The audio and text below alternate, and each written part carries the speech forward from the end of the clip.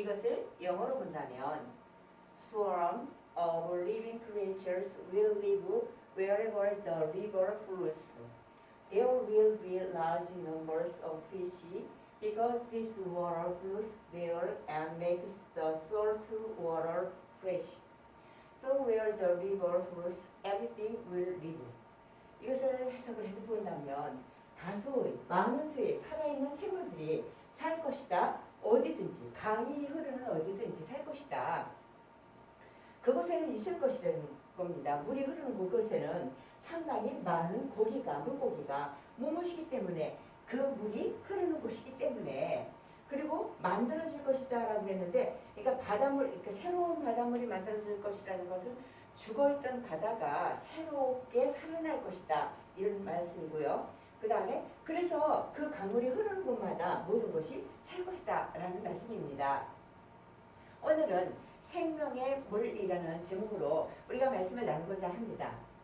하나님께서는요 이 세상을 아름답게 창조하셨지요. 그리고서 모든 생물들이 생육하고 번성할 수 있도록 이 강물을 흐르게 하셨어요. 이 강물에서 네 군데를 이렇게 흐르게 하셨잖아요. 그런데 이 아담과 하와가 어떻게 했나요? 예, 죄를 지었지요. 그래서 에덴 동산에서 어떻게 돼요? 살지를 못하고 쫓겨난 후에 사람들은 어떻게 되었나요? 예, 온 세상에는 죄가 가득해졌어요. 그래서 하나님께서 기뻐하시지 않는 것들이 가득가득 찬 거예요. 그래서 결국 어떻게 하셨나요? 예, 하나님께서는요 죄악에 가득한 이 세상을 홍수로 심판하셨어요.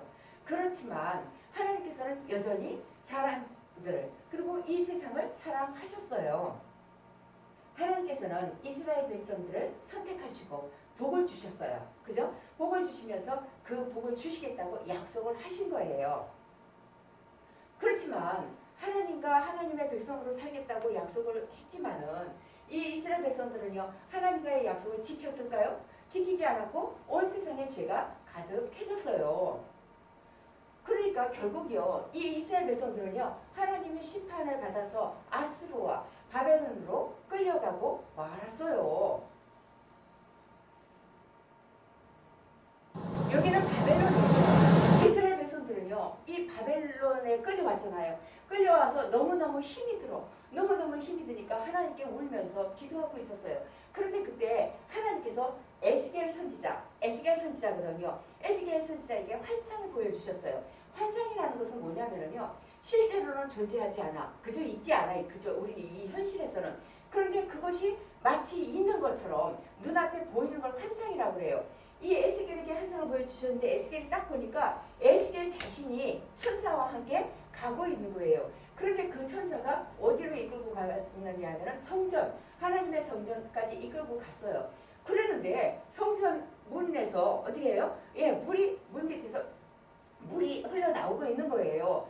그러니까 이 천사가 말하기를 에스겔아 물을 건너가라 하고 말을 했는데 그래서 천사를 따라서 어떻게 했어요? 가서 보니까 처음에는 물이 발목까지 찼어요. 하지만 계속 줄어들면서 갈 때마다 어떻게 해요? 물은 점점점 불어나가지고 무릎까지 차고 또 불어나서 막 허리까지 막 차는 거예요. 그러더니 마침내는 에스겔이 건널 수 없을 정도로 크게 불어났어요.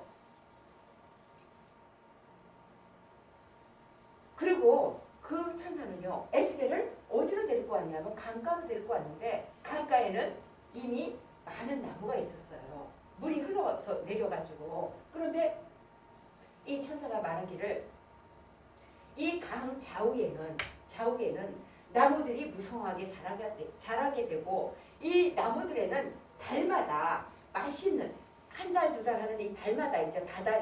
달마다 열매들이 주렁주렁 열리게 될 거란다 하고 말을 했어요. 또 이 강물이 흐르는 곳마다 물고기를 비롯한 모든 생물들이 풍성하게 되살아나게 될 거란다 하고 말을 했어요. 또 이 강물이 흘러 들어가는 바다는 이렇게 죽어 있어. 그죠? 하지만 강물이 흘러 이렇게 들어갈 때에 그리 들어가면서 어떻게 된다는 거예요? 예, 여기에 다시 생명으로 물고기나 이 생물들이 다시 충만해 많아질 거란다 하고 말을 했어요. 그런데 이렇게 환상을 보여주신 이 환상이 무슨 뜻일까요? 무슨 말씀을 하시는 걸까요? 그것은요, 이 원성을 달만 포로 생활을 하고 있던 이 이스라엘 백성에게 강물이 흘러가는 곳마다 생명이 넘치는 것과 같이 이스라엘을 다시 회복시키겠다는 약속이었어요.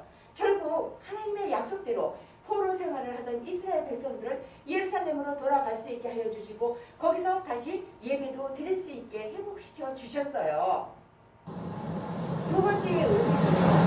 이 성전에서 흘러나오는 이 물이 예수님을 통해서 흘러나오는 생명을 의미하는 것으로, 즉 성전은요 예수님을 의미하고요, 이 흘러나온 이 물은요 예수님을 통해 얻은 생명의 복음을 의미하는 거예요. 아멘. 예수님께서 우리 파란 글자를 다 같이 읽어볼까요?